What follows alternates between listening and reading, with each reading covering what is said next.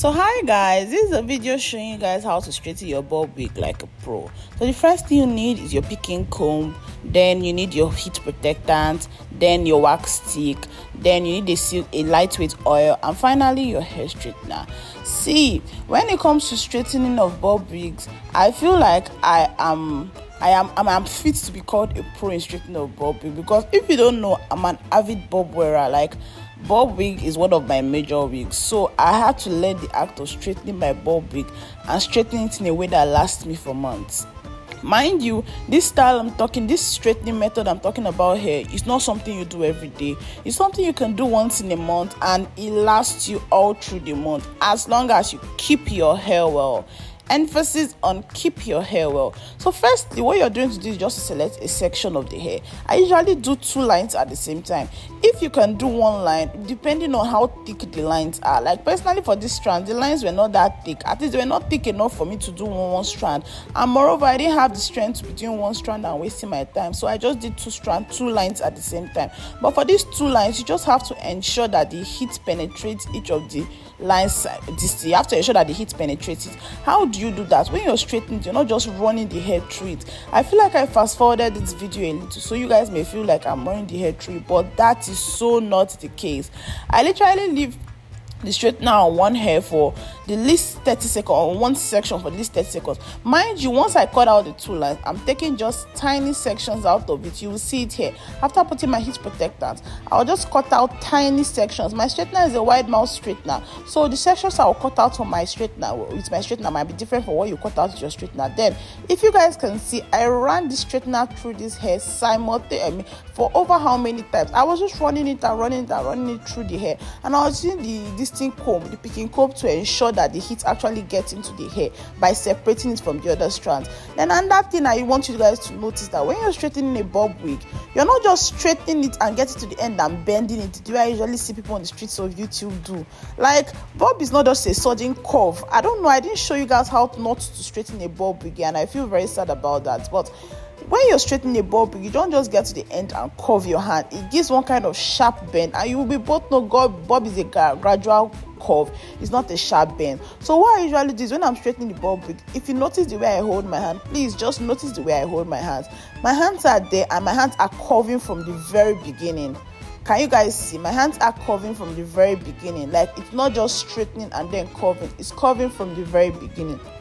Also, another thing I do, I sincerely had to cut this video a lot, but another thing I do is, sometimes I blow dry the hair before straightening the hair. But I wanted this video to be a realistic video. A lot of people don't have blow dryer, so I just skipped that process. But if you don't blow dry the hair before straightening the hair, when straightening the hair, first straighten it before you bob it. I don't know how to explain. The way you straighten normal bone straight or normal straight hair, first straighten it out like once. Just put your straightener on it first before you now start curving your hand. Reason being that for you to get that perfect bob shape, the heat has to have penetrated the hair all through. So for heat to be able to penetrate the hair sufficiently, you are just straightening, just run your straightener through it like once or twice, like normal straightening. Then before you now go into the bobbing process, can you guys see what I was doing here? I ran my straightener through it like once or twice. This is just normal straightening here. Then gradually I start bobbing it. This is when I start bobbing it. And if you notice, sometimes I will push the straightener to the end just so it gets to the other side of the hair, because the hair sections I was collecting was quite large. And if it doesn't get to the other side of the hair, sometimes I will cut the other side and redo it.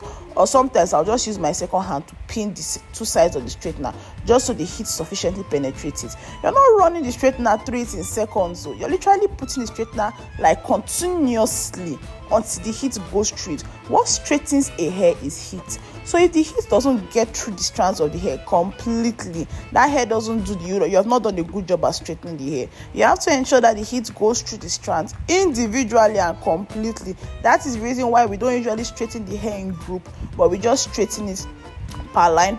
But yeah, I did 2 lines, and that's still sufficient. But you have to, when doing that, you have to just gauge your hair to know the kind of hair you have. Are you seeing how small the sections are? And are you seeing how it took me time And moreover, when I'm straightening the hair, like, I don't know if you guys can see, but I'm not just running my hands through the hair. I am putting pressure on my straightener.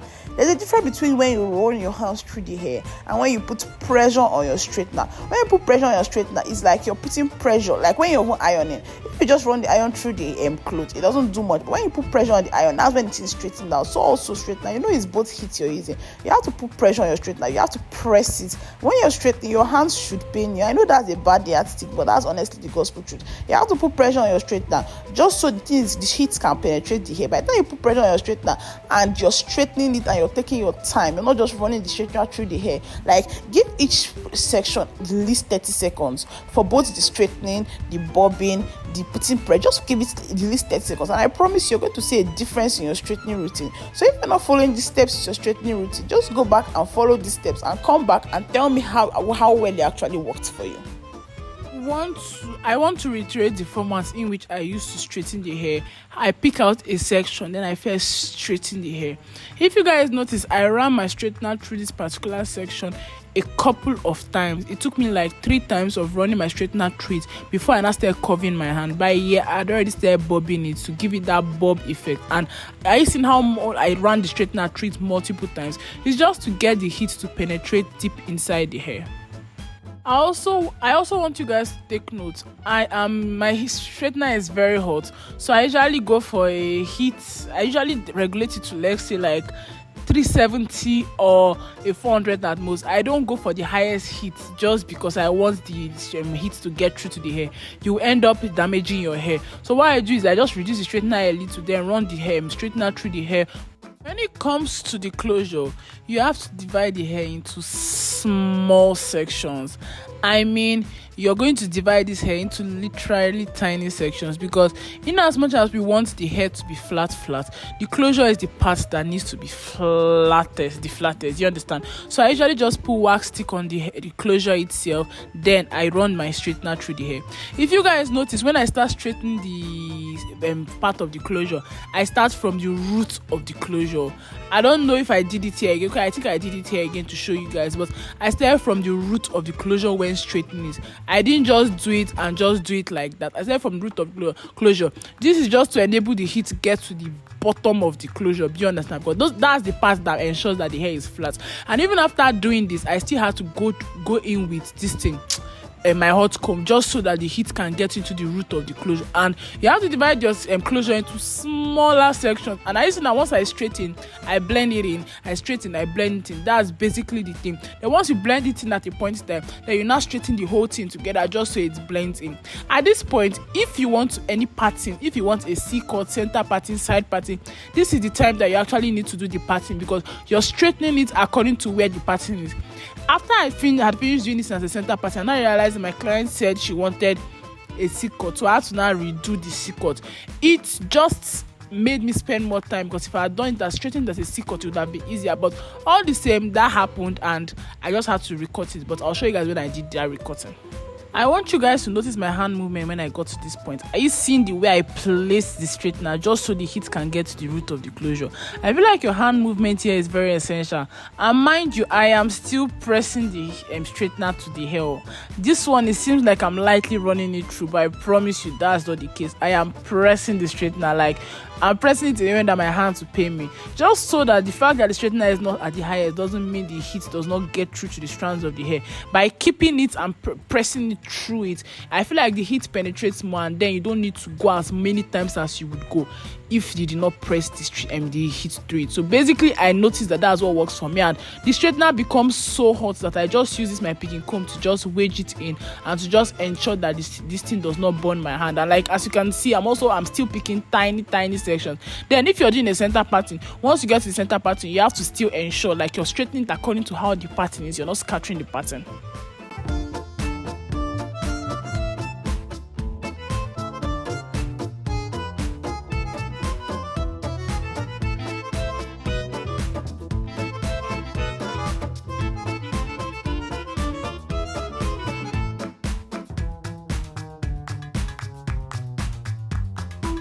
The main purpose of hot comb here is to supplement the straightener to get to the point where the straightener cannot reach. You can always substitute this hot comb for a coiling barrel or something if you have, just to ensure that heat gets to the closure part. Here you just have to use hot comb to ensure that the closure part slips as far as possible. After which I was just trying to detangle the hair, then after which I still went back in with my straightener, because the thing with this straightening is there's no such thing as too much straightening. There's no such thing as too much straightening or too much hot combing. You can go in severally as long as it just gives you that almost perfect result, if not even perfect result. So basically, after everything, I still went back in with my straightener and was still trying to give it that bob look. Then I now cut the strands of the closure, cut down of the closure, just so the heat could get into it, because now as the heat had gotten to the root of the closure, it hadn't gotten to the down of the closure. That's why I noticed. So I had to cut that away from the main hair, then straighten that individually. Then after I straighten it individually, I will now usually blend it in with my hot comb, and sometimes with my comb. Then sometimes I will now use the straightener and blend everything in together. That's basically what I was just trying to do here.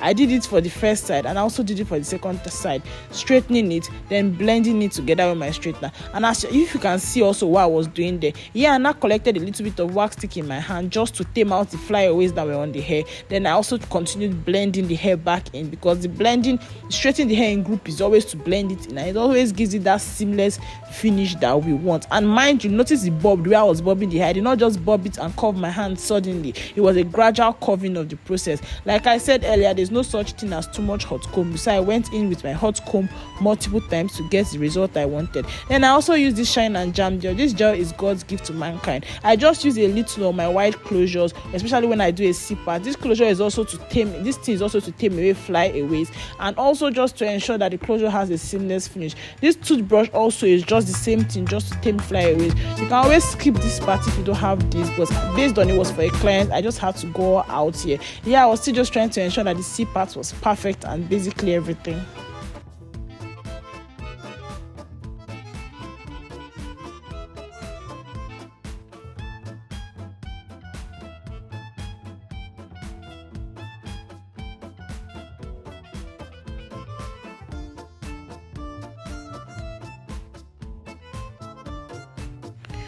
If you follow these steps I've given you, step by steps on how to straighten your hair, and you have a good straightener, I promise you your bob is going to come out looking like this, if not better. And this straightening lasts the longest. Like, I have a video on storage of wigs. I feel like I will link it down here. You can check that out. But if you store this wig as you should and you don't put it on anyhow surface, this straightening can last you as long as a month. Then you just do minor straightens on maybe a daily basis, or just depending on how much you wear your hair. But this straightening, it lasts quite a long for a long time, and this is usually the straightening I do when I get the hair for revamp, because this hair I got the hair for revamp and basically all that. And can you guys see the chic look at the end? Like, I feel like this hair gave me so much joy, and the result was eventually worth it. So this was the before, and then this was the after. Can you guys see how chic this looks? Like, it was looking so good, and the owner of the hair was happy. So thanks a lot for watching this video. I do hope you enjoyed this video. I do hope you learned something from this video. If you have the question, you can leave it down in the comment section. I'll see you in another video. Bye bye.